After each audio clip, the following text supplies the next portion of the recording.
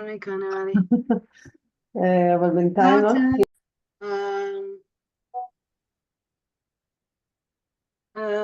So good evening again and good morning to everybody on the webinar.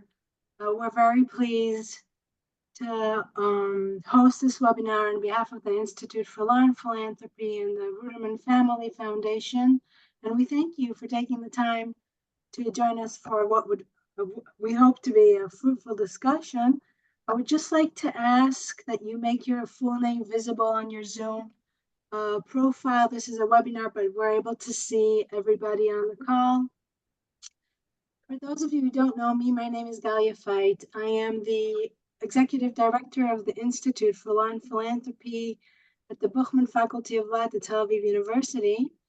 And for those who don't know, the Institute, I'll just add that it's a research center. It was established almost 10 years ago by prominent donors in Israel. And it's actually a collaboration between donors and foundations and the Tel Aviv University with a mission to develop and expand multidisciplinary research on philanthropy, specifically on private giving. And I'll add a link to our website for people who are interested in learning more. In any case, our vision includes the creation of ongoing dialogue and platforms for dialogue with the fields of practice in philanthropy so that research can support, philanthropy's quests for prosperity and equity, I'd say. Admittedly, these are probably the darkest times that we're living through, and the challenges to society and therefore to philanthropy are as tremendous as ever before. I'll just add that I am hopeful. I'm still hopeful that we can do everything in our power to return the hostages, to end the war, to return the mandate to the Israeli people for elections, and then to go on the process of rebuilding or building better, as the phrase goes here. And I'm also aware of the fact that Jews globally in the States and in other places will be dealing with the eruption, I'd say, of anti-Semitism and anti-Zionism that we have been witnessing. And these challenges are not going to go away. There are huge challenges to consider the roles of philanthropy and how to tackle them. However, for this webinar, we have a much more modest goal, I'd say. We would like to share with you research findings and some insights on the practices of giving among U.S. Jewry and the trends in giving and institutional giving from the United States to Israeli nonprofits, and hope that these insights would then be used as a baseline for what we feel is a much needed discussion on our expectations of these practices of philanthropy during these times of crisis, in the present and in the near future. We have a really packed session for you today, and I will do my best to moderate and take note of timing. We'll start with two presentations.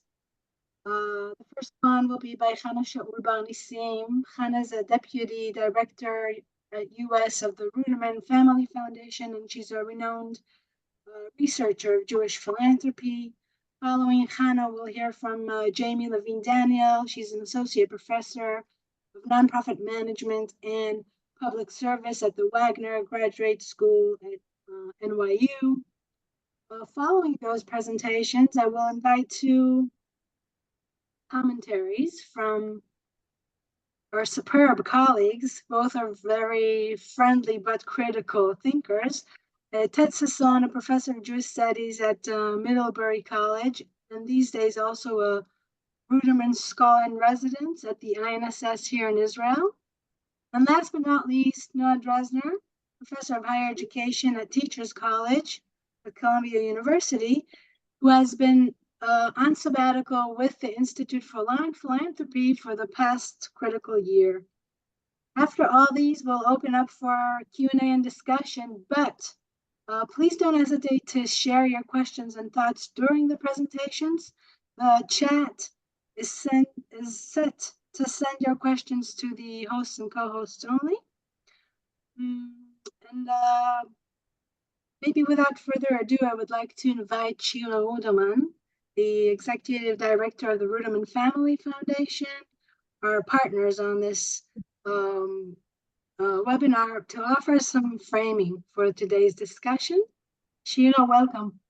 Thank you, everyone. Truly happy to have this conversation during this critical time, which I think gives us two important elements. A, to understand the critical role of philanthropy through our Jewish communities around the world, but in specifically American Jewry, through the role in Israeli society.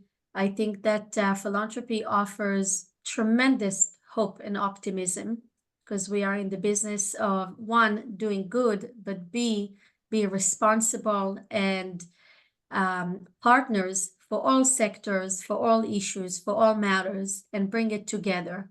So I'm really, really proud of our partnership with the Institute, and I am proud board member, which I see as our role to, pursue higher conversations and policies in the role of philanthropy.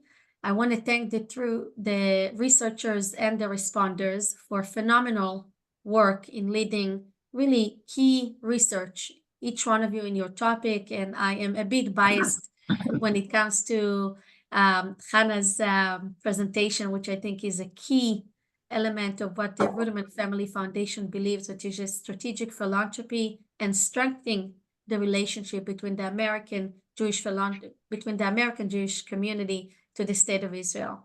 I just want to propose in our framing a few things. A, in this type of conversations, it's a place for bold questions.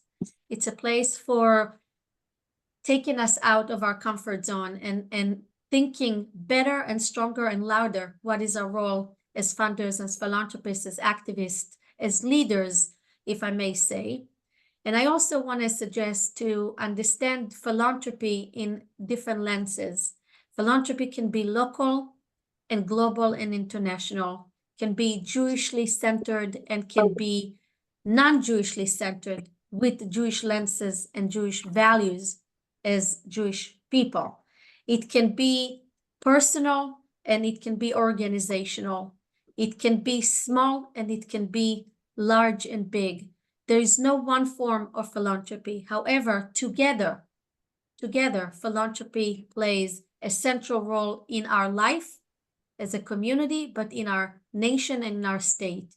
And in this framework, I am truly honored to listen to the researchers and to the commentaries. And I want to congratulate all of us for, being able to stop from this noisy, uncomfortable, and unstable reality for one moment, and to concentrate on our roles and to listen and to learn from each other, and not less importantly, to be together, which part of it is convening us together and being united and being reminded that we're not alone is not less important. So thank you for all of you for choosing this time to join us. Thank you for the partners for the hard work during the year and during hard times, and for the researchers showing us the way at times, because it grounds us all once we hear where we're heading. So thank you so much, and I'm looking forward for a fruitful conversation. Thank you, Shira, for being such a believer and a leader in philanthropy. Thank you. Yes, yeah, hi. you. Thank you. Good morning and good evening for those of you in Israel. First, I'd like to thank Galia and Osnat for constantly giving a platform to talk and learn about Jewish philanthropy and philanthropy in Israel more broadly. And it's wonderful to see you all here today. A lot of familiar faces and also some new names. So thank you for joining us. I'll just share my screen here. And please, if you can't see it for some reason, please make a note of it in the chat. I'd also just like to mention that the full report, which we are presenting today, as well as a brief and more user-friendly video of 4 minutes about our findings, can be found on the Rudderman Family Foundation website. And if you can't find it for some reason, please let us know and we're happy to share it with you. Today I will be presenting a report which represents the fruit of a collaboration between the Rudderman Family Foundation and the Lilly Family School of Philanthropy. This has been a project in development, from development to implementation, that took about 2 years. And today we will present it in 11 minutes. So good luck to us. I would like to acknowledge my co-authors and researchers, Patrick Rooney, Professor Patrick Rooney, and John Bergdahl from the Lilly Family School of Philanthropy, dedicated to the study of philanthropy and great partners for this report as well. Again, we are going to focus today in the presentation on a very small piece of the findings, specifically giving to Israel. But as I mentioned, the report is a very rich, broad, comprehensive report that really aimed to create a contemporary understanding of American Jewish household giving, unlike organized giving, which is something that I have researched in the past and still do, with the understanding that we don't know much about American Jewish household giving, and the knowledge that we do have is about 10 years old, 12 years old. So it's very important to create contemporary knowledge and to be able to, at some point, have comparable understanding of this data. So broadly, our report or our research work tried to really look at these trends and patterns in American Jewish household giving with the exploration of traditional factors, mostly socio-demographic factors. But we also tried to take another step deeper into understanding how does Jewish giving, Jewish household giving, differs when it comes to religious and non-religious organizations, both within the community and outside of it. So not to frame Jewish philanthropy as faith-based giving, but rather try to differentiate between different buckets and causes, and through that also create some sort of structural differentiation between the different paths of giving. Also, giving to Israel. This is something that I know the Institute has looked at for the last few years. I have explored as well, and many others on this call, both in their academic or professional hats.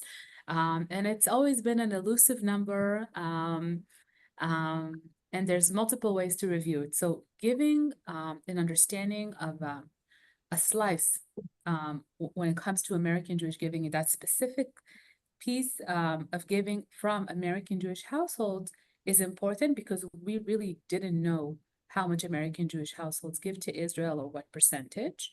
And a bit further in the presentation, I'll talk about how this differs from organized giving and direct and indirect giving. We also provide a comparison to non-Jewish households. So we don't always succeed, but we try to come to conclusions around the generosity of Jewish households, or what's important to Jewish households that's different from non-Jewish households. In some cases, I will give the obvious academic answer, further research is needed. But in some cases, we were able to establish some small steps or small understandings. But nothing, of course, is definitive, and everything is true until the next study proves otherwise.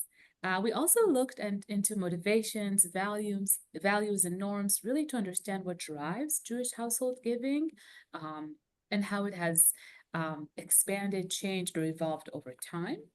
And we tried to integrate processes and current affairs that influence Jewish household giving. And here I want to pause and say, as we go into methodology, that this study was conducted in March 2023 for 2022 data. So when I say this study also includes current affairs, I am not talking about current affairs, which we are all thinking about. And for those of you who saw and read the report or the video, you do know that this does not discuss American Jewish household giving post-October 7. But it does provide us a baseline to understand how American Jews give and think and feel and engage with their philanthropy.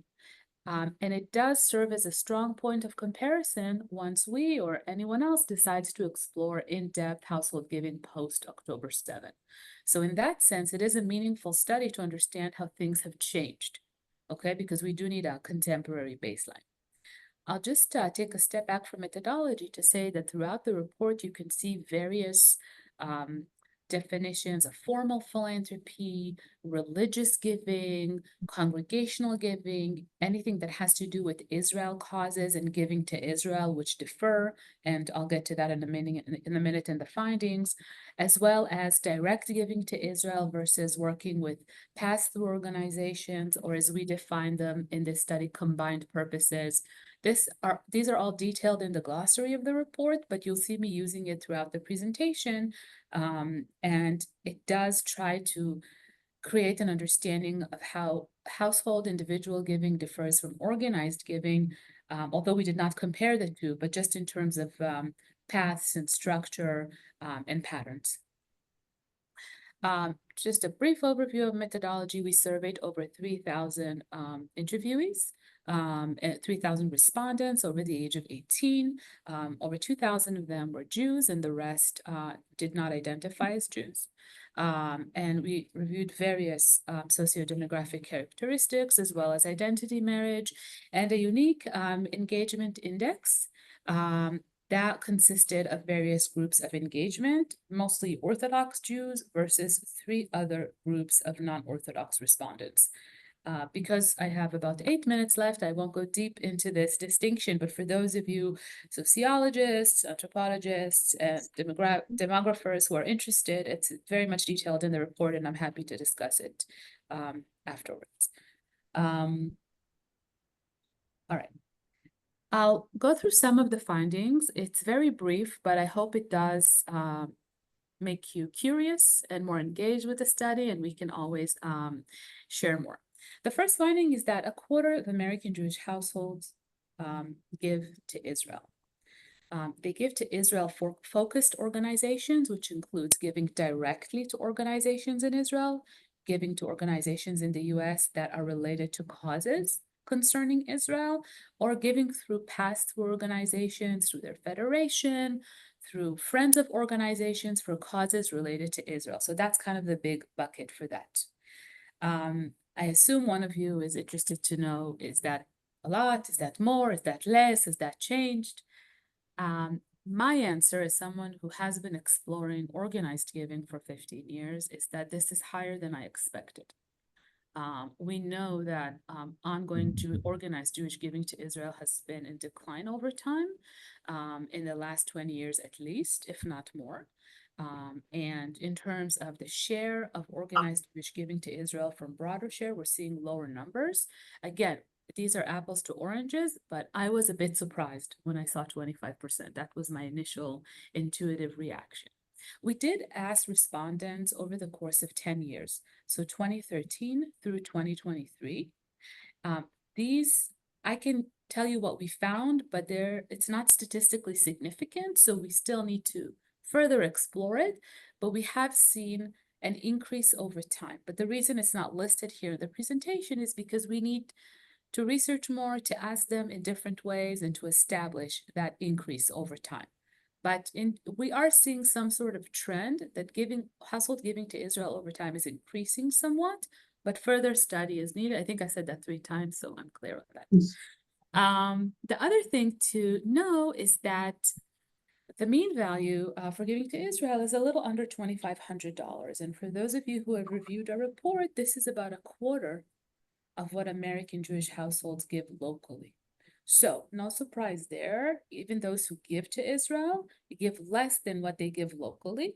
And no surprises there, but I just wanted to emphasize that. What we can say broadly is that the characteristics of giving by American Jews to Israel is very different than how they give in the US, meaning, or to US causes that are not Israel related, meaning everything that we know that applies for American Jewish households giving in the US doesn't always apply when it comes to Israel.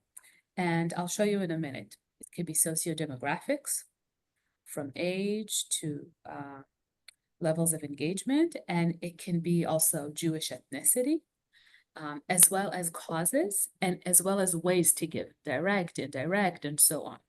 So I would go as far as saying that how we characterize American Jewish household giving in the US is very different than how we see giving to Israel. And again, we need to learn more, but it is very interesting. That's a big finding for us. You can see, for example, here on table 18, and giving to top causes in giving to Israel. And then on table 3 next to it is top causes in giving in the US.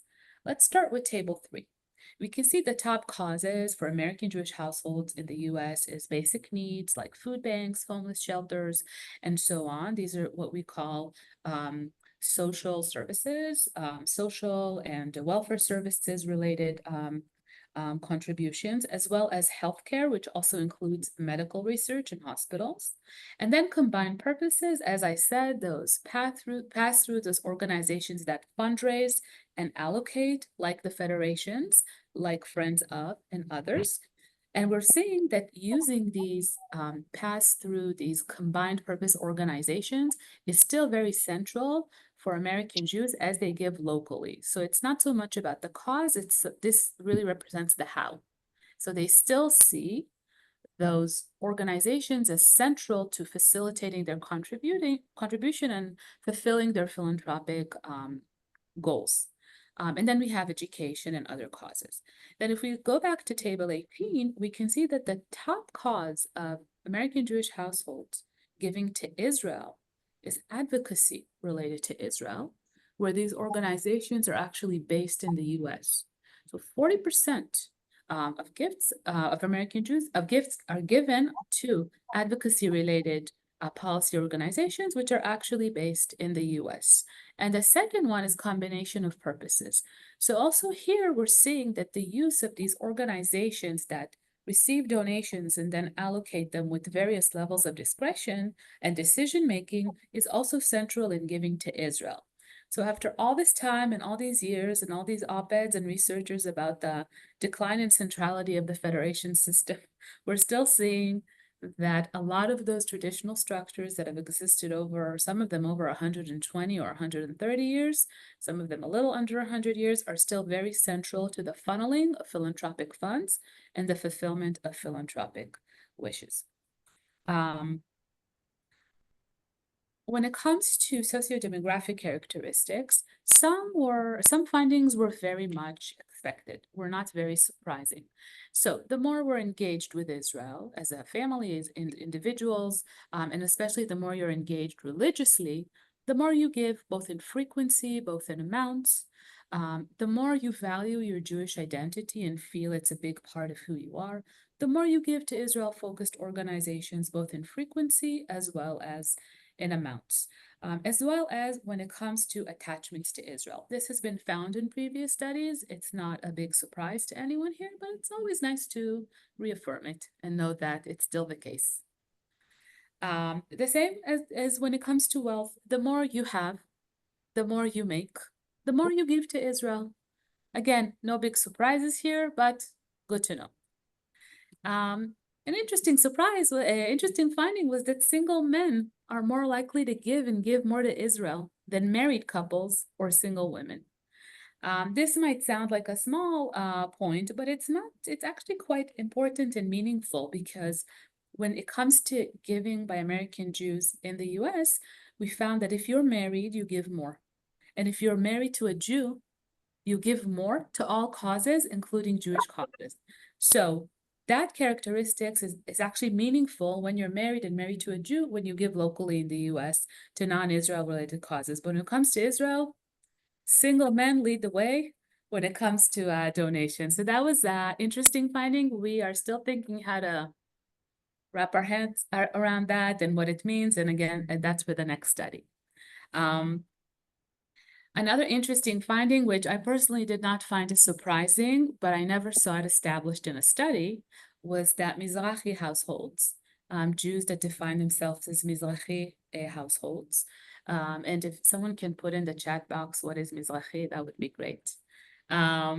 if in case someone doesn't know, give the most to Israel in terms of their average donation than Ashkenazi households. And this is different from the US, where Ashkenazi households, and if someone can write what Ashkenazi is as well, thank you, Ashkenazi.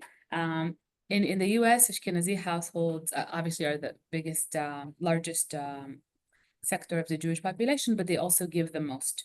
So this was nice to see and nice to prove and interesting. We have not seen it in previous studies, although the median gifts did differ between the groups, but this was interesting to know that while general ethnicity does not carry any weight here, Jewish ethnicity does. So it was an interesting element to explore. And then one last thing is that it was very interesting to see the relationship between education as well as giving to Israel. The relationship between education and giving to Israel is not so straightforward as we would think. When you're more educated, you're more likely to give, but you're more likely to give lower amounts. So those who were less educated actually gave higher amounts. So we're also looking into that in comparison to what we found in education and giving in the US. We think it has something to do with informal education or religious education, which is not always, we don't always capture it correctly in studies, but that was something else. I know I've taken up all of my time, so I just want to finalize with 2 or 3 conclusions. Looking forward, like as I said, we view this as a baseline study, a meaningful one that can lead to 10 other studies. We found so many interesting things. And there's many ways to continue it. We can use existing surveys like Giving USA, and we need to explore high net worth philanthropy, which we did sample in this study, but I think that merits a separate survey, and use other existing panels as well. We do need to think about how these findings serve us as we try to see the changing landscape of American Jewish giving to Israel over time and after October 7. I just like to finish by saying that October 7 is a meaningful point when it comes to American Jewish giving, but I think it's important to look at that trend in the context of the last 20 years with other wars and emergencies and crises, which do not compare, but does give us an understanding of how it differs from one another, and are we seeing now something different that could change the face of American Jewish giving. So I hope I didn't only raise questions here, but also gave some answers. And of course, I would like to finish by thanking the Rudderman Family Foundation for leading this way and this important research and giving the platform and the possibility to make this happen. Thank you. Thank you very much, Hannah, for an eloquent presentation and leaving us with a lot of questions. But before we open up for questions, I want to refer to Jamie. Jamie, welcome. You're muted, Jamie. Yep. Okay. You can all see the screen, Yep. right? Okay. So thank you all for having me. For those of you who don't know, my name is Jamie Levine-Daniel, and I'm very excited to present this research on behalf of Galia and Usnat, who are my partners in crime for this. I'm just the talking head for right now. This research really started with a couple of questions that I'll get into. And the way that I'm going to tackle this is I'm going to talk about our guiding questions. I'm going to talk about what we know, and I'm going to talk about this in the context of cross-border philanthropy generally, because a lot of the story of cross-border philanthropy from the US to Israel mirrors the story of other cross-border philanthropy monetary flows. And I think it's important to have that context in terms of what we know, what we can know, how do we start to find these answers. And then I'm going to talk specifically about the giving from the US to Israel and how we actually start to attempt to answer those questions. And then a little bit about the future. You'll hear some common themes from what Hannah already talked about in terms of a lot of future research is needed. This has answered some questions and opened up a whole bunch more. And the data that we are presenting today covers 2015 through 2019, which gives us a triangulation, a before picture, a before COVID, before the war, but it gives us a really nice established baseline, to the extent that we can establish a baseline with the available data, to kind of start to tell the story and inform the questions that we would want to ask moving forward. So thank you, Hannah, for laying some of those through lines, because they are also relevant here. And our basic questions are, where's the money coming from and where is it going? And I just want to give a shout out. I see Rodney Segelman is on this call. Galia and I met at a Shetufim conference in 2017, and talking over a coffee, like, this was the conversation. And I have her business card where I wrote these questions down. So that like coffee meeting during that conference really has led to this study. And, you know, we know, thanks to Ted Sasson on the call and his work with Eric Fleisch, the money flow that is estimated from the US to Israel is approximately $2 billion. That was the figure that they were able to calculate with their seminal work back in 2012.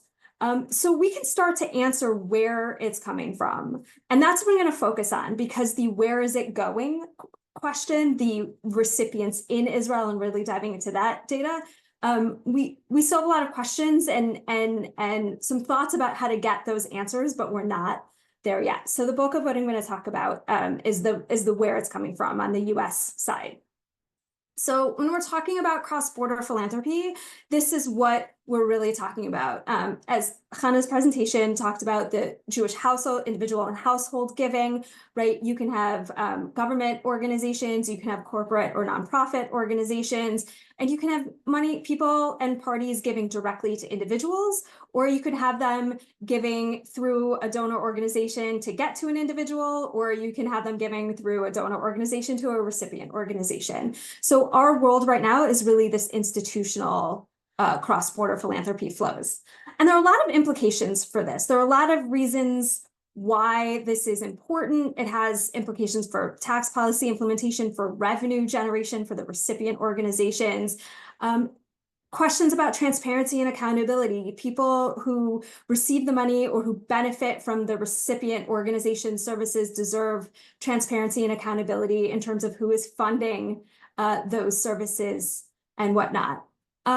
But answering these questions can be really tricky. We've got some determinants of individual and household giving, which you heard from Jewish households from Hannah. We can answer a little bit on the global and meta levels. The Lilly Family School of Philanthropy at Indiana University, Indianapolis, has their 11th edition of their global philanthropy tracker, where they give an overview of something like 841 billion in cross-border flows from 47 countries. That's not just philanthropy, that's also private capital investment and some other flows, but it gives a broad sort of meta scale of what we're talking about. And there's the Global Register of Nonprofit Data Sources, which tells you what data might be available in different countries. It doesn't give you the data itself, but it can start to help you think about how to answer the questions. So we really saw this opportunity to really look at organization to organization transfers. And in terms of who gives, the populations that give from the US to Israel mirror, again, those that we see on a global scale. We see, for example, migrants or expats, so people who were citizens that live somewhere else and send money back home, either to individuals and families and whatnot, or through organizations. See members of the diaspora who may not be citizens or have ever lived in a recipient country, but send money back. And then people who are not expats and not migrant and not diaspora members, but who feel a connection. So when we think about this from the US-Israel point of view, you've got Israeli expats living abroad, you have non-Israeli Jews, and then you have non-Israeli non-Jews for whom, like, their perception of Israel might not be my perception of Israel, but in practical purposes, sending money to Israel means they're sending money to the country of Israel. And so the other thing that makes we're studying the organizational level makes a lot of sense specifically for the US Israel sort of flow and direction is that the structure of Jewish communal organizations in the United States gives a very, first of all, it exists in a way that it doesn't necessarily exist for other diaspora philanthropies. And the scale that money transfers are facilitated at this level, there are just so many organizations, your federations, your national organizations. And so really looking at that organization to organization level, both fits within general philanthropy, but also highlights a specific nature of the US-Israel relationship. And so our starting assumption at this organizational level is that most organizational giving is coming from nonprofit organizations. So that gives us a starting point to find some data, at least in theory, to find some data, right? So for those who are not familiar, all nonprofits in the United States are supposed to, let's heavily emphasize supposed to, fill out what's called the IRS 990. It's a form for the Internal Revenue Service.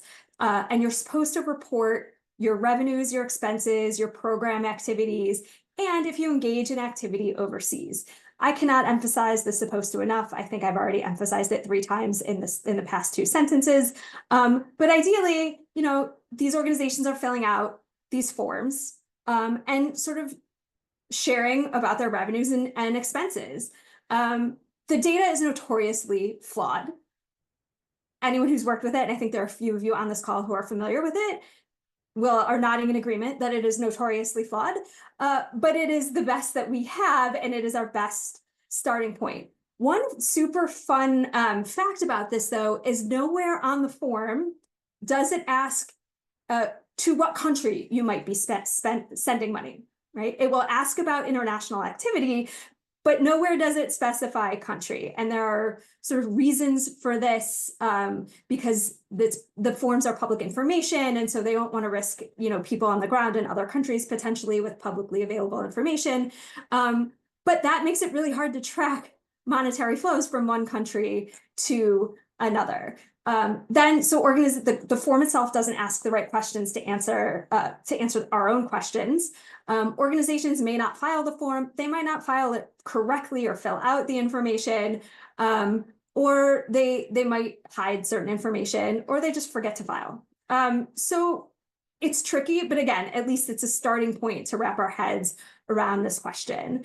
And we start by looking at a couple of questions, right? It doesn't say where, but it does ask, do you maintain an office? Do you report more than $5,000 of grants or other assistance? Do you make individual awards? So anybody who is interested in studying this sort of cross-border flow can look at this information for their country or for their region of interest. If you answer yes to any one of these questions, you're supposed to fill out what they call a Schedule F, which is an administrative form where it starts to ask how much. It might ask the name of the organization, and it'll give region, right? And if you're lucky, the organization that is filling this out will actually put Middle East as the region, although half the time they don't. More than half the time, they probably don't.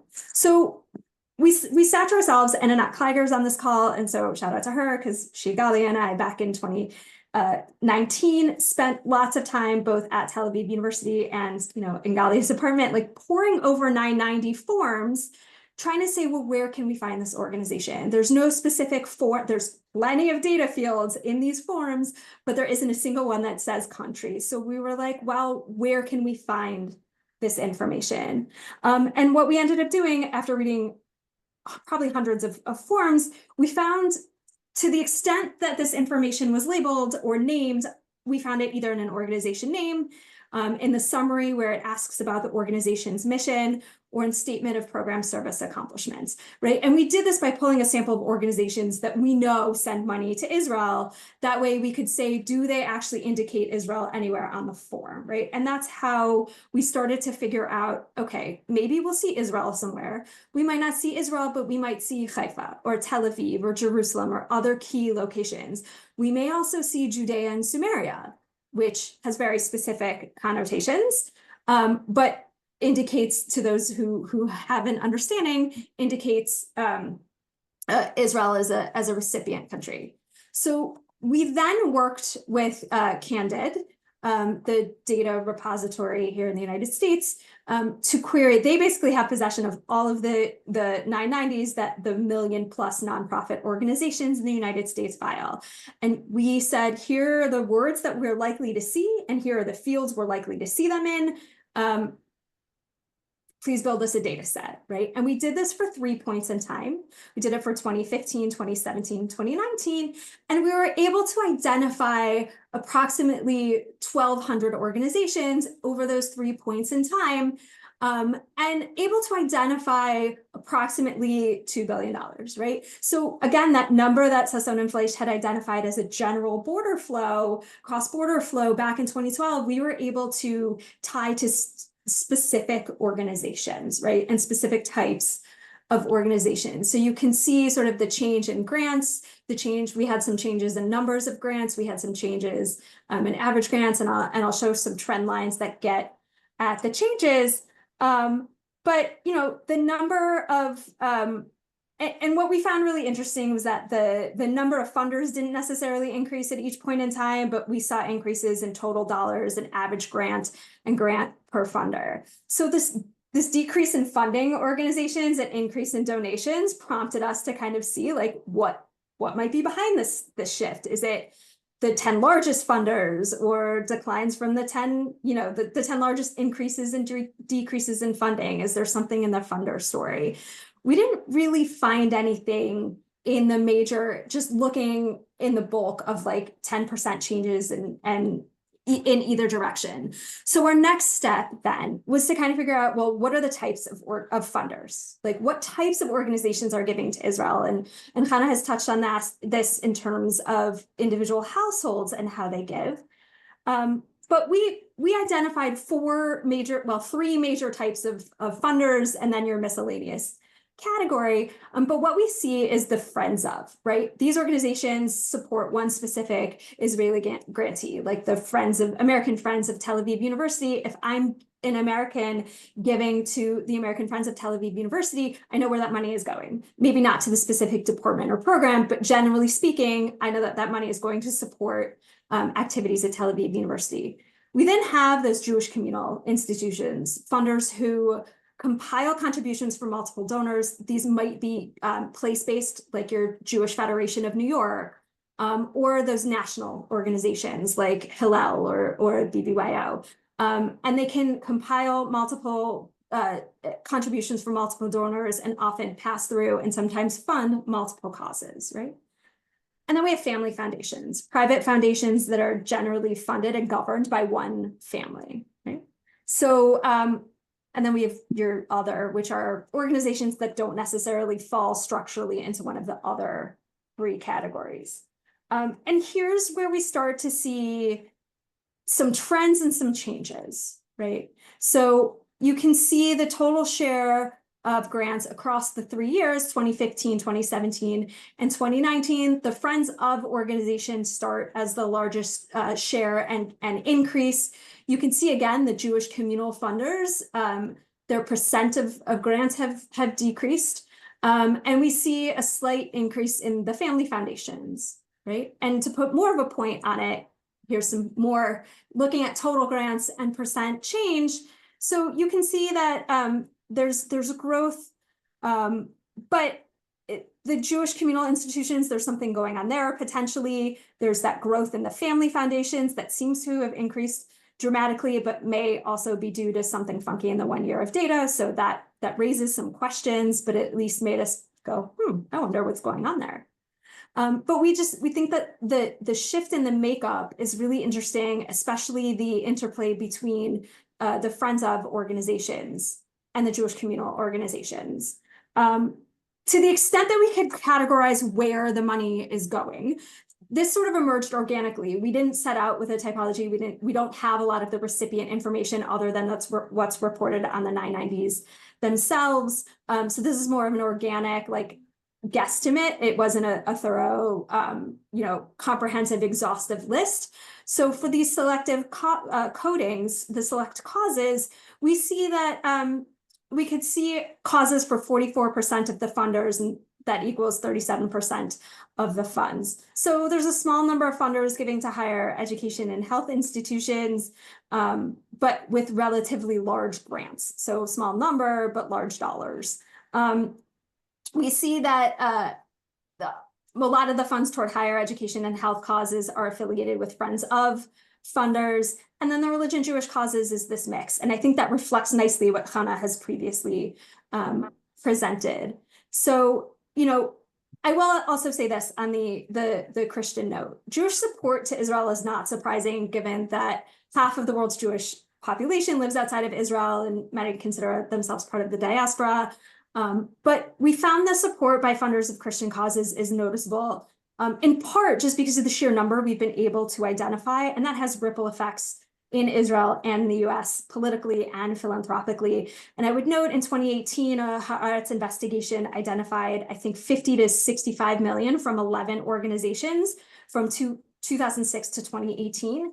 We identified 56 million in 2015 alone. So we're able to put a little bit of a finer point on this phenomenon of the boundary object, the non-Jewish expat, non-Israeli, non-Jewish donors, and the implication. It's still only 4% of the total grants to Israel that we were able to identify, but because of the rise, especially here in the States, the rise of evangelical actors that is increasingly informing domestic and international policy in the US, we think it's noticeable to call attention to.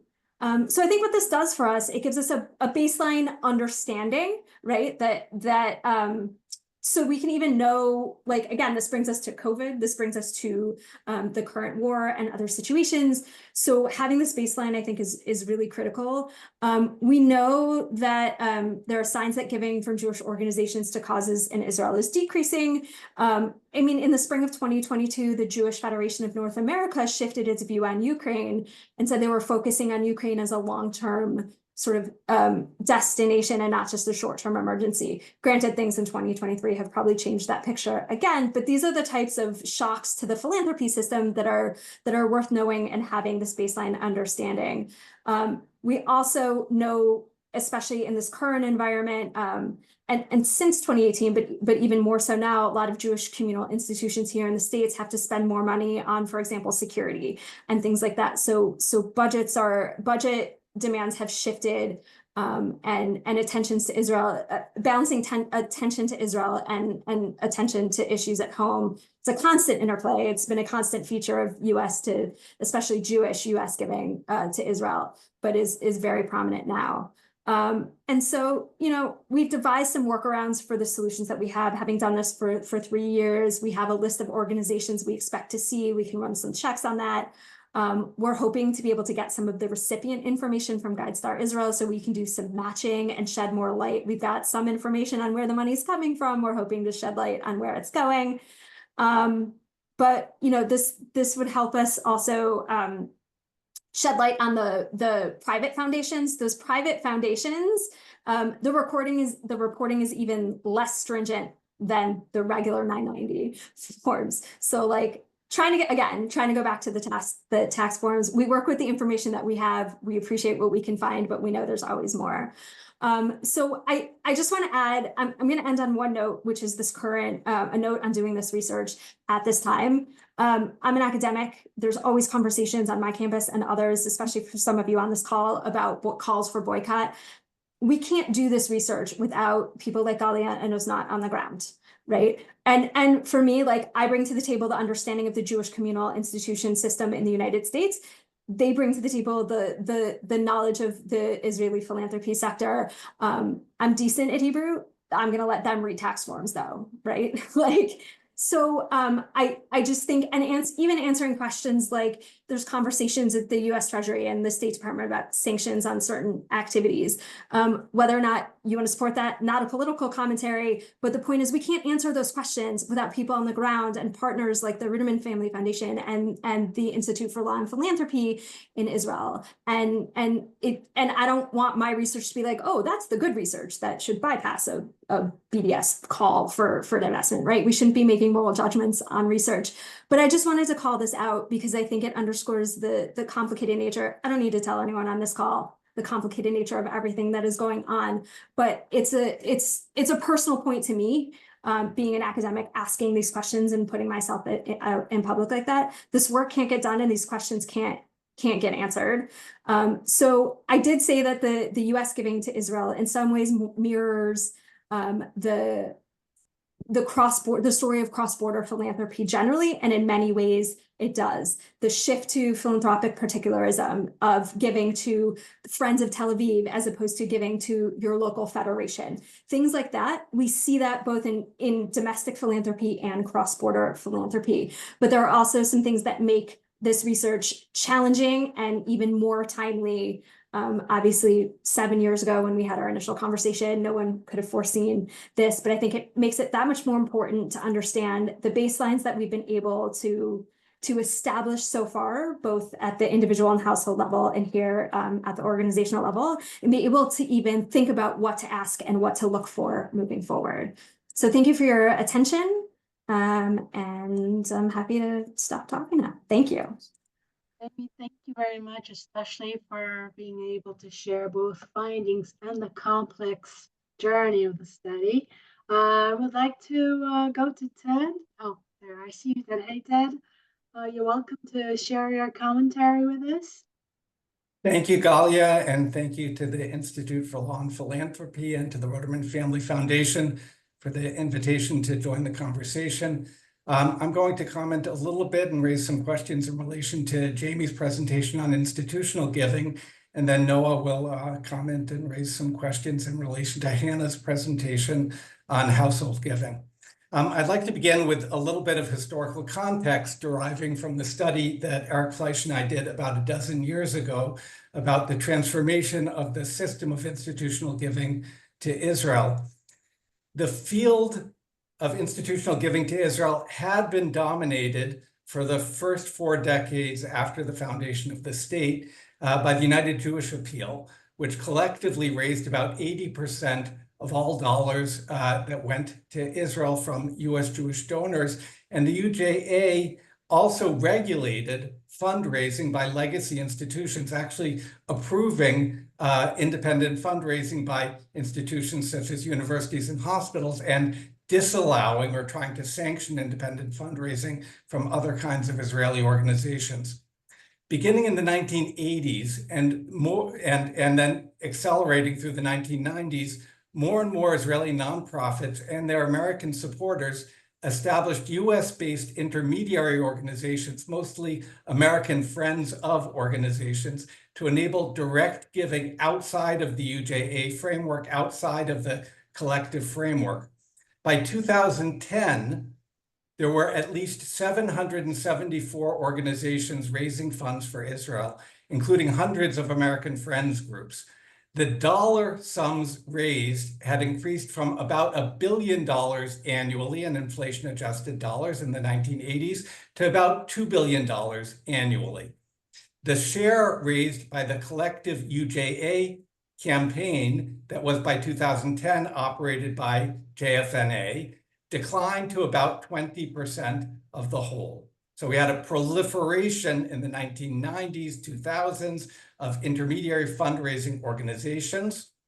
The total amount raised increased, and the share of the overall sum raised by the collective JFNA-operated campaign run through the Federation movement declined as a share of the whole to about 20% of the total. That's the historical context. The research that Galia, Jamie, and Osnat have presented shows continuity in many of these trends, and I'd like to flag that.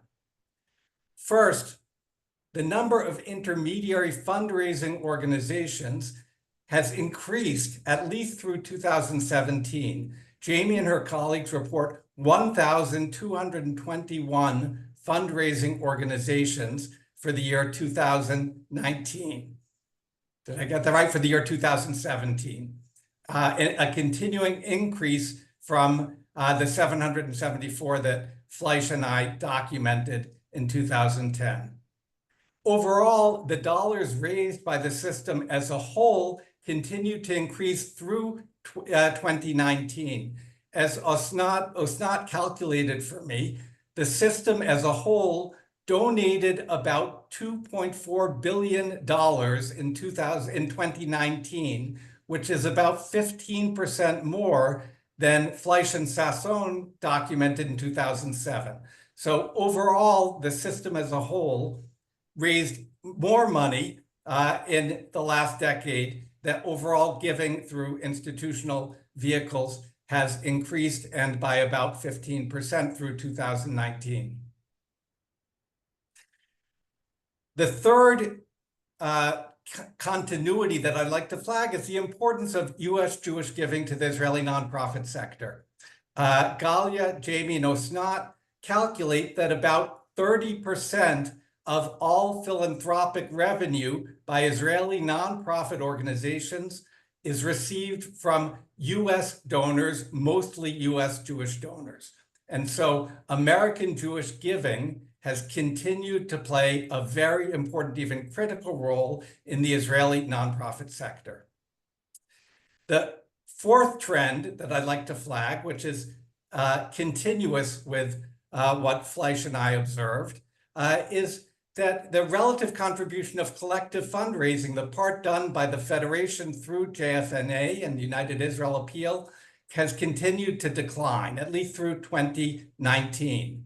Over the past 2 decades, the collective campaign has transferred about $200 million annually, mostly to the Jewish Agency for Israel and the American Jewish Joint Distribution Committee. That sum, $200 million annually, has declined in value in inflation-adjusted dollars. And it's also declined relative to the total sum raised by the system as a whole. And that brings us up to 2019. What I'd like to discuss very quickly is the last year, where we've seen a tremendous contribution by that collective system, the JFNA fundraising system, which raised during the wartime crisis $850 million, and it's donated about half of that sum already to hundreds of Israeli nonprofit organizations, also to the Jewish Agency for Israel, the American Jewish Joint Distribution Committee, but then directly to hundreds of additional Israeli nonprofits. American Jews during this wartime crisis have donated hundreds of millions of dollars more. We don't know what the total sum is, through a whole variety of American Friends organizations and through other Jewish communal organizations like Magen David Adom, the Jewish National Fund, American Friends of the IDF, but the Federation Drive, the emergency campaign that raised $850 million rapidly, I think deserves some attention from us in this forum. And so I'd like to conclude by framing as a question for potential conversation: what significance do we attach now to the collective fundraising component in the overall system, which has trended toward ever more direct giving through ever more intermediary organizations? Yet in this crisis context, the collective vehicle has proved efficacious, valuable, and important. And so I'd like to ask, what value do we attach to that collective system? How can we sustain, to the extent that we value it, the accomplishments of the past year? I'd like to just posit that that collective system does contribute in at least 3 significant ways. It enables community building at the local federation level, to the extent that it occasions conversations within local Jewish communities about what causes in Israel to support. And it enables connections between American Jewish communities and particular Israeli communities. That collective campaign also strengthens, to some extent, the voice of American Jews in the Israeli conversation by concentrating at least a portion of American Jewish giving. And that collective campaign enables emergency mobilizations like the one that we have witnessed this year, and which I fear may be necessary in the years ahead. Those are at least 3 rationales for considering the importance of that collective component in the overall framework. And I would ask, how can the momentum of this last year be sustained going forward? Thank you to my colleagues, and I'll turn the platform over to Noah. Thank you very much, Ted, for spotlighting the trends and leaving us with huge questions. Noah?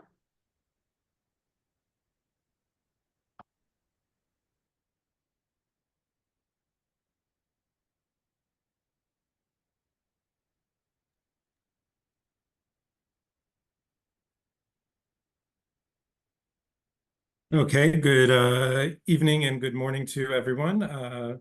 I'm having the pleasure of having the opportunity to study Hannah's wonderful study with Patrick Rooney and a colleague from the Lilly Family School. And my research particularly looks at how social identity impacts philanthropic giving. So most of my conversation today is going to be focusing on the social identity aspects of this groundbreaking report and suggestions for how to even push this wonderful work even forward as you move to further studies in this, which I think are extraordinarily important. I want to start off by reiterating a point that Hannah made about the data collection on Jewish ethnicity. She mentioned that she was not surprised that Mizrahi identified donors give more than Ashkenazi and others to Israel. But I want to point out the importance of the fact that we can even say that empirically now. Tapper and his colleagues in a recent review of 175 American Jewish population studies between 1970 and 2020 found that nearly all of the instruments of study did not ask questions about Jewish ethnicity and assumed Ashkenazi and whiteness of American Jews. So just this one fact that you've asked this question and that you have interesting results on this, empirical results on this, is a tremendous aspect of this report. It gives us an understanding of philanthropy, but I actually think is a model for other Jewish community research that should be doing the same things within the American Jewish population.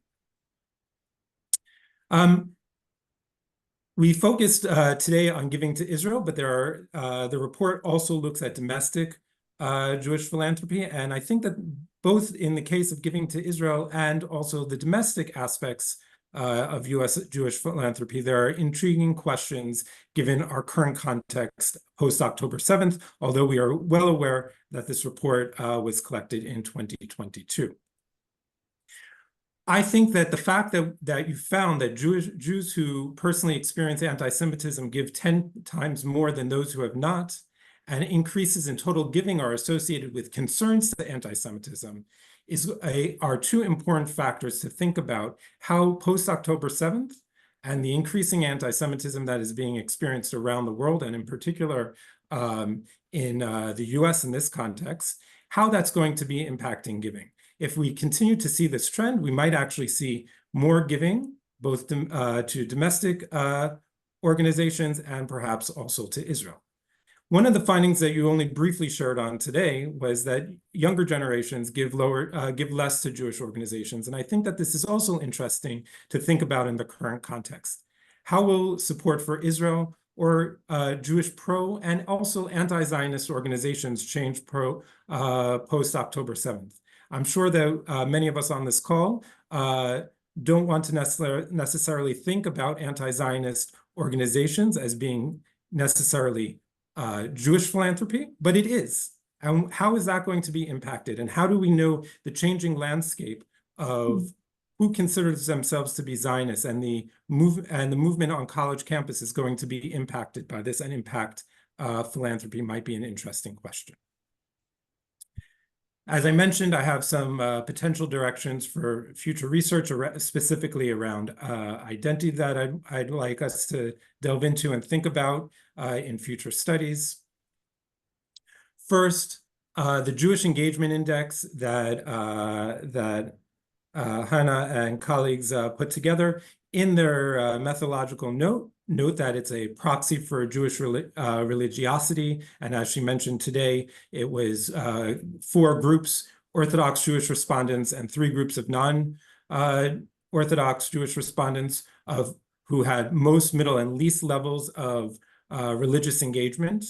And they found that the more engaged in faith activities you are, the more likely you are to give to shuls, to synagogues, religiously identified organizations, and Israeli-focused organizations.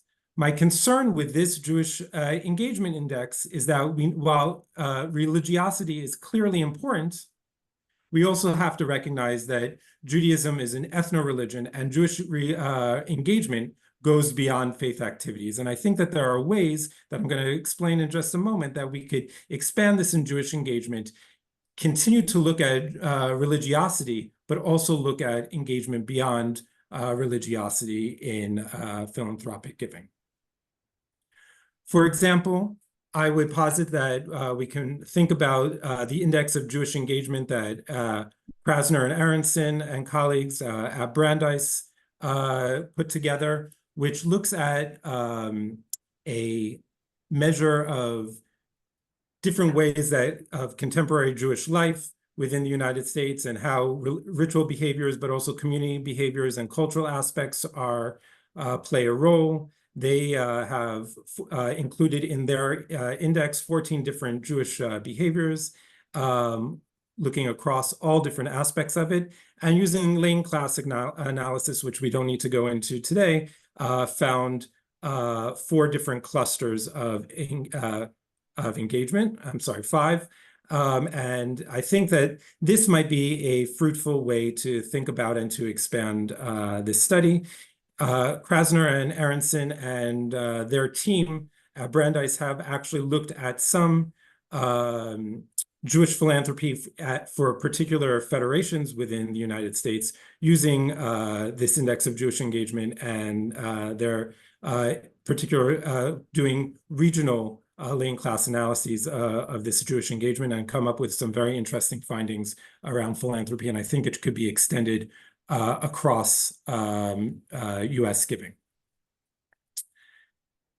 I also think that we can push a little bit further on Israel engagement. Some of the analysis that you report in the larger report that we didn't get to discuss today does look at visiting Israel and frequency of Israel and its impact on giving. But I also think, especially given the current context and the increasing conversation about Zionist identity, we should be thinking about creating a measure of that and what strength does Zionist identity, or quite honestly, anti-Zionist identity, impact philanthropic giving.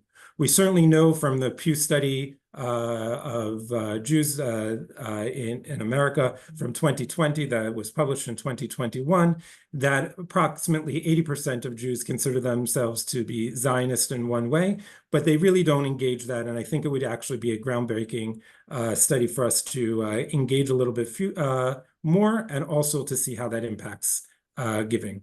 Additionally, while we think about U.S. philanthropy, it doesn't mean also that all U.S. philanthropy is American philanthropy in terms of citizenship. How does holding Israeli citizenship or having family in Israel impact philanthropic giving towards Israel or to other domestic Jewish causes? I think would be also an interesting question of identity in this work.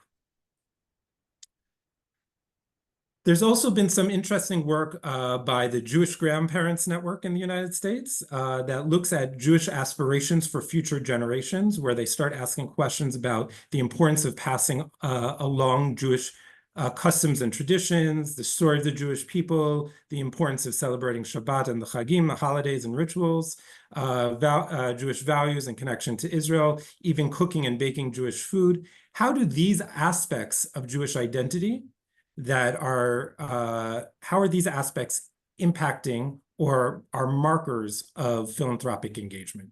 How does the idea that one thinks it's so important not only to be Jewishly engaged or Israeli connected themselves, but for their future generations in their family, how does that impact our engagement? Similarly, they ask questions around attendance of Jewish day school, attendance of Jewish summer camp, or even for the grandparents, the support for those things, the paying of tuition, the paying of summer camp fees, etc. How might those ideas and that kind of identity, that identity enrichment that they're trying to give on, also be playing a role in philanthropic giving? Additionally, while I do think, as I mentioned earlier, you did a great job at looking at Jewish ethnicity, and you do mention that racial ethnicity in the US is not a significant factor. I do think that engaging further identities also could be really important for the study, looking at LGBT, Q Jews, queer Jews, and Jews by choice might be very interesting. And I do understand that in order to truly engage these populations and perhaps even to delve further into Jews of color within American race connotation, there might need to be an oversampling of these populations. However, I think it might be important because we know that many of these Jewish groups, Jews of color, LGBTQ Jews, and Jews by choice, sometimes feel marginalized in many Jewish American communities. And how might that marginalization be impacting their engagement in philanthropy as well? Speaking of that, I think that there could be additional measures looking at sense of belonging. Some of my own work has looked at how sense of belonging increases engagement and loyalty. When there's sense of belonging, there is deeper, more emotional connections between donors and the causes that they support, and also results not just in a deeper appreciation, but increased size of gift. How might that be playing within the Jewish community? How does sense of belonging to the Jewish community within someone's own congregation, within Jewish organizations more likely impact philanthropic participation? As I mentioned before, this might be particularly interesting to look at when we think about those who are in marginalized Jewish communities. Finally, some implications for practice and the large question of the day that we've all touched on a little bit is really thinking about this in a post-October 7th. Is this a new era of Jewish philanthropy where we're seeing increased giving that's going to be sustained increased Jewish philanthropy, both domestically within the United States and to Israel?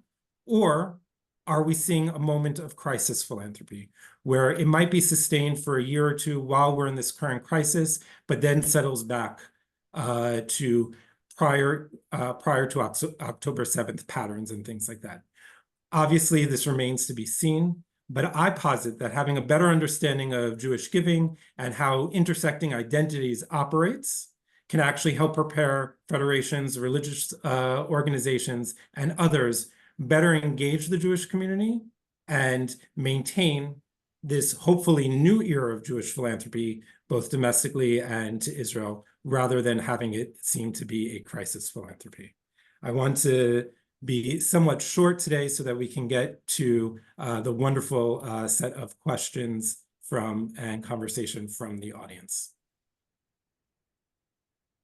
Well, thank you very much, Noah and Ted, and of course, Hannah and Jamie, for sharing such a broad perspectives on Jewish giving in the U.S. and to Israel, and then raising the questions.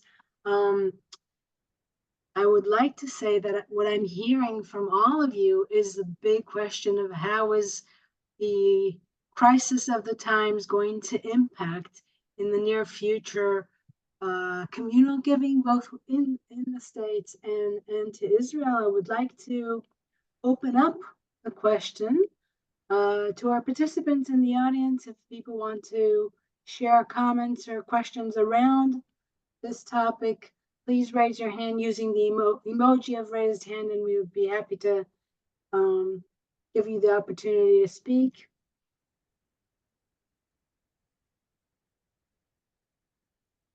I see Judah Gross. Hi. Yeah, I guess regarding that question of what this sort of foretells for the future, is there any way to look back, if anyone is sort of familiar with the data from previous incidents of sort of emergency giving, post fall of the Soviet Union, after the 6-Day War, after 73, if that saw like any sustained giving, or if those were also just sort of one-offs for the year or two following the conflicts or following the crisis? I wouldn't say one-off, but I would say that looking at the structure of American Jewish giving, organized American Jewish giving, the system is very much targeted and geared towards crisis and emergency. And it is a very, very efficient, fast, effective system when it comes to funneling funds and working collaboratively, not just on Israel-related crisis, even local in the US, natural disasters, COVID. We've seen it happen in crisis that is not, quote unquote, a Jewish crisis or an Israel-related crisis, and especially when it comes to Israel. We have seen changes when it comes to Israel and crisis over the last 2 decades, and we have seen some sort of decline. First, I would say, I know it's not a popular answer, but we need to give it some time. It's been 8 months, and with any crisis, let's take COVID now. Okay, let's move it out of October 7th. There are tiers of support and help and relief and long-term support and various causes. I think we barely are across the initial first circle of immediate response. The last Jewish Funders Network was very much focused on the next steps. It takes time. Our world, a professional world of philanthropy, is not a fast one. So it's a good one. It does good things, but it's not a very, in most cases, it's not very fast. So it's a very long answer to say that time will tell, but also I am comfortable based on my knowledge, and this is my response, to say I don't think using the words unprecedented, extraordinary. The Jewish community has always come together for the Jewish people during crisis and for Israel. And here we're seeing another wonderful, important example of coming together, but it's not irregular. I just want to see that kind of took most of my answer, which was we need to give this time. I think the flip of Ted, your question is how can this be sustained is can this be sustained, right? Which is a slightly different starting point for that question. And may help thinking about it as well, because yes, are there other historical moments where we could look to?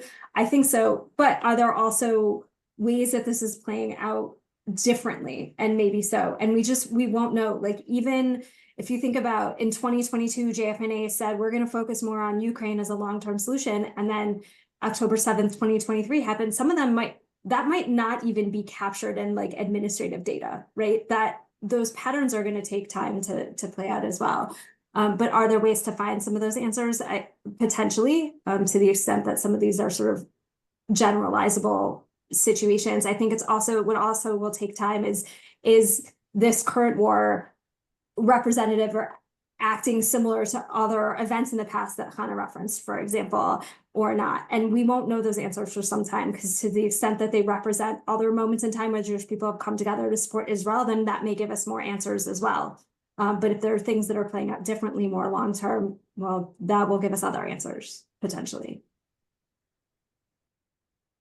Thank you, Hannah and Jamie. Onit, I see you want to join in the conversation. You're on mute. Well, I understand that when we talk about research, then, it's too soon to know how, October 7th will affect or has affect philanthropy. But I still, my questions, and unfortunately, I feel very frustrated with kind of, okay, we have to wait and see. No, I'm asking where is what is the takeaway for Jewish philanthropy leaders, at least about what should we do different? And the question is the fact that so many gave to the emergency funds, and I agree with you, Jamie, that in this aspect, it's no different. Maybe there's more money today in the Jewish world, so they gave more money, but it's not in the way it was recruited, and definitely in the way that it was allocated. I'm not sure that I see a big difference, let's say more strategic or long-term.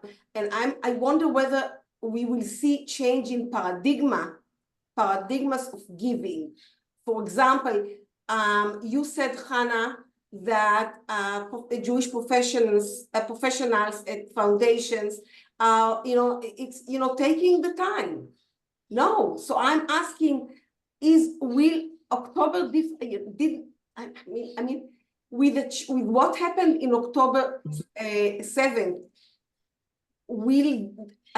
it's not good enough to wait and see. I mean, that's a question. Do we continue to give with the same habits or criteria or examinations that we did before?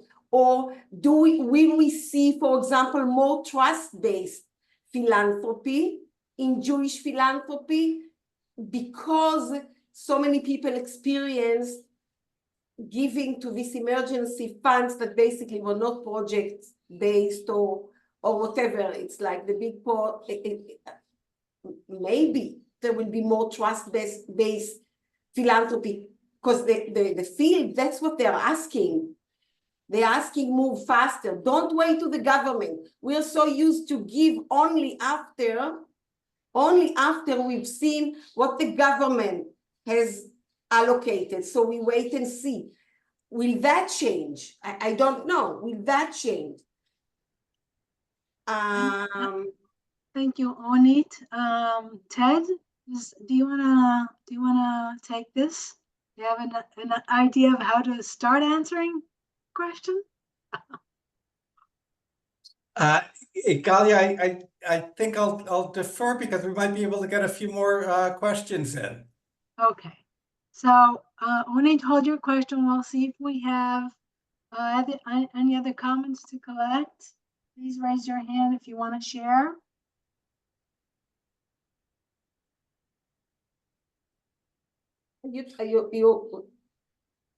Did you ask me something, Galia? No, I'm saying that we'll take more questions and then reply. But I don't see that people are sharing bold thoughts or questions. So I want to refer back to Hannah and Ted and Jamie and Noah, which I'm missing right now from the, oh, there you are. If you want to share some other thoughts before we close the conversation, we've raised many questions that we know we want to keep on answering. Oh, Toby?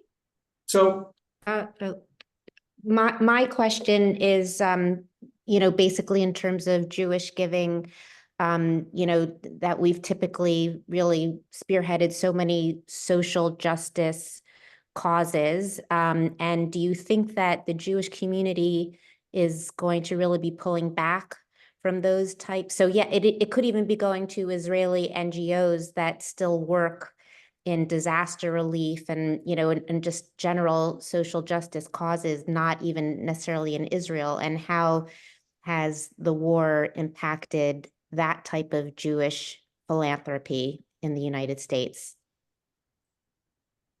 So Galia, I'll try and take a shot at responding to both of these questions. My sense in response to Toby's question is that the kinds of commitments that American Jewish donors had prior to October 7th will continue to be their commitments in the future. We are in the midst of a global crisis for the Jewish people, and the emergency campaigns, both of JFNA and a whole variety of other organizations, reflect that crisis. I don't think other priorities have been set aside permanently. In fact, other giving locally and giving that is not war-related, I'm sure, is continuing. And I'll just try to respond to an aspect of Ronit's question. And that is to say that one of the takeaways, I think, from the institutional research that Jamie, Osnat, and Galia presented today is that the system of direct giving through ever-increasing number of intermediary fundraising organizations is very productive. It's generated increases in the overall amount raised and donated to Israeli nonprofits and serves a very important purpose.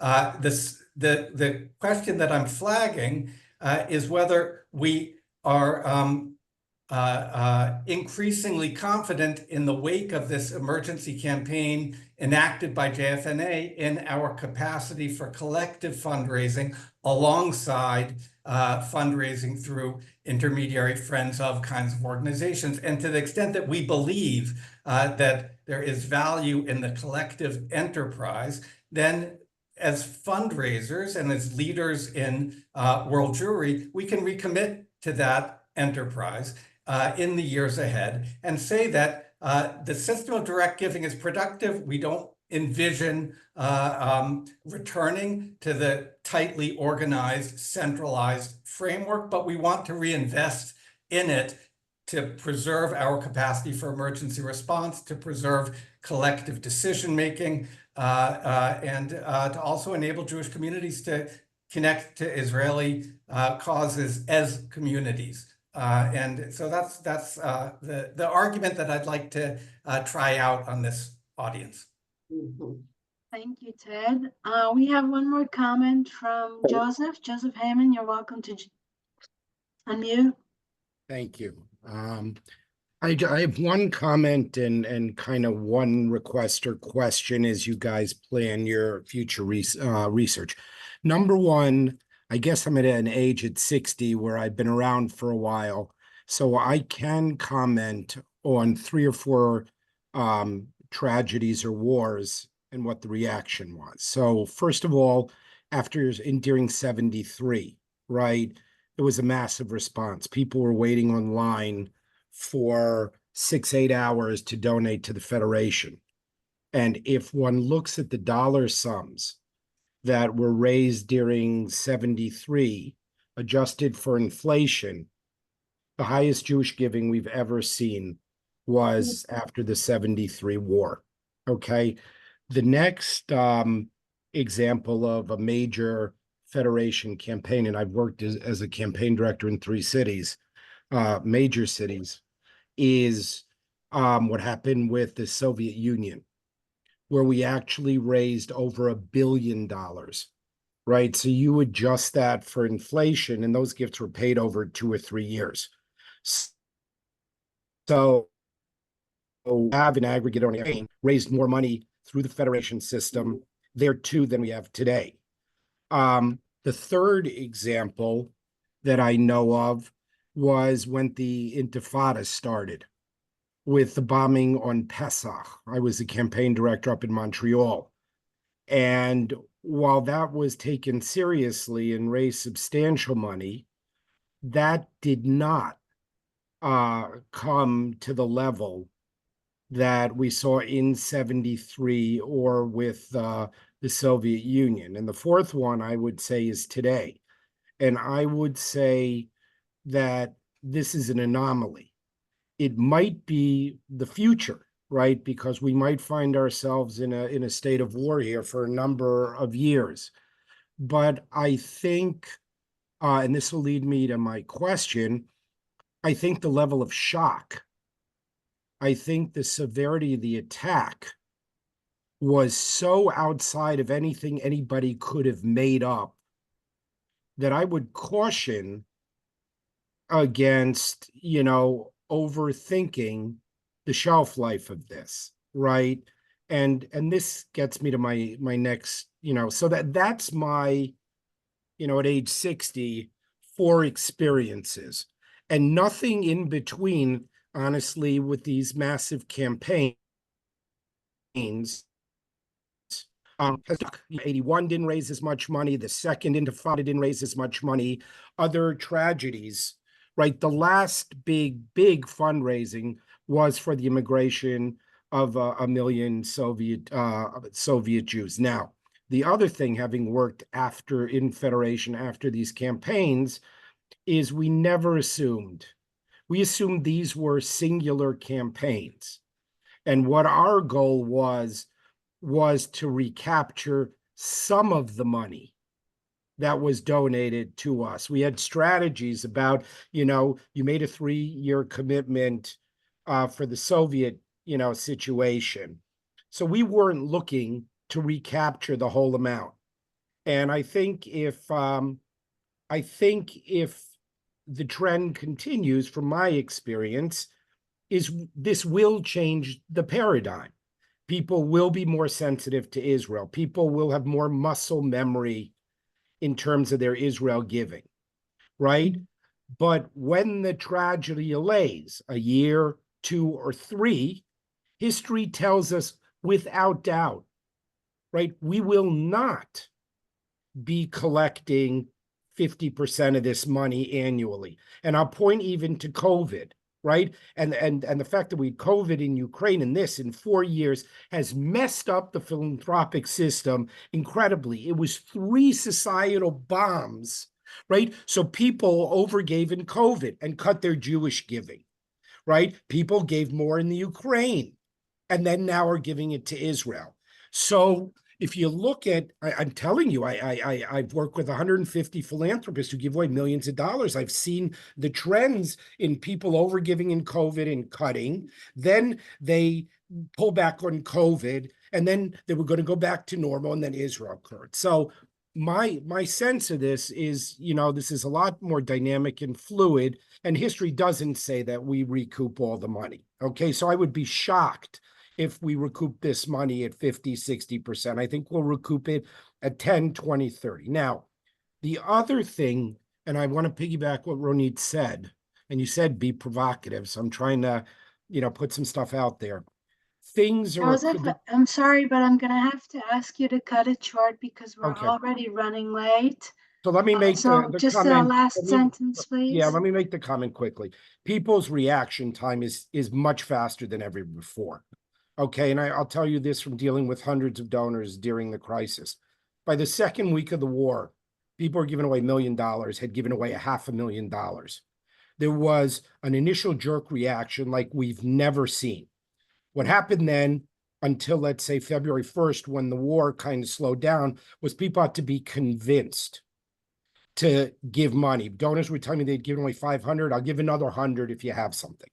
Then what occurred, quite frankly, till and this is from in the field experience, is until about 2-3 weeks ago, donors kind of took off 3-4 months to wait to see what happened in Israel, to give the organizations time, and because they were burnt out. And now they're coming back to the table trying to figure out how to incorporate it into the new normal. So my point to you is when you look as researchers at the time frame, I don't think we have to wait 2, 3, 4 years to see the trend. I think things are moving so much faster. My only point in this question, in this respect, is I think one shouldn't wait. I think there's a lot of it. We're already in the 3rd or 4th stage in the 8th month.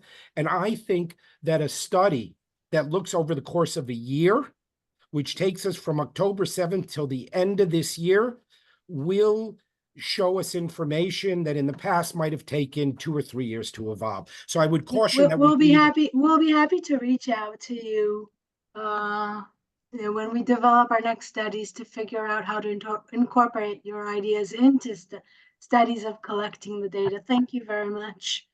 And unfortunately, we're running over time and we have to conclude the session. I just want to shout out to Shira. Shira, do you have any ending comments you would like to share with us?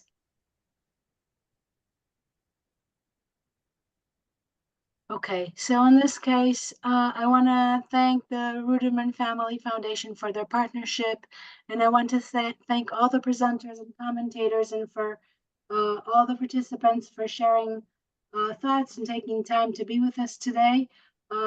As you understand, we're going to continue asking these questions and looking for the opportunities to research, collect the data, and share our findings and insights with you. Thank you very much. Have a good day, a good evening, and hopefully a good weekend ahead. Thank you. Thank you. Thank you very much. Thank you very much. Great job. Thank you.